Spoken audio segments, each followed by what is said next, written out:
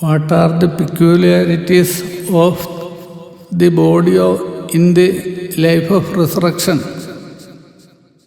In the second coming of Jesus Christ of Nazareth, if we die in grace, before that we will get life of resurrection forever. In the life of resurrection, we will get many qualities.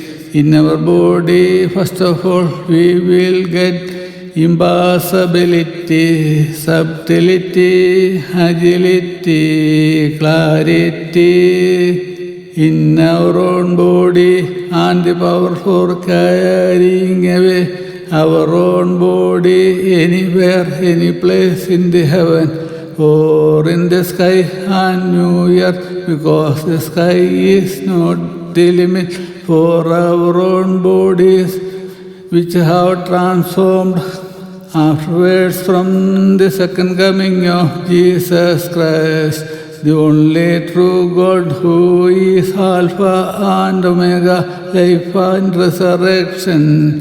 Amen, amen.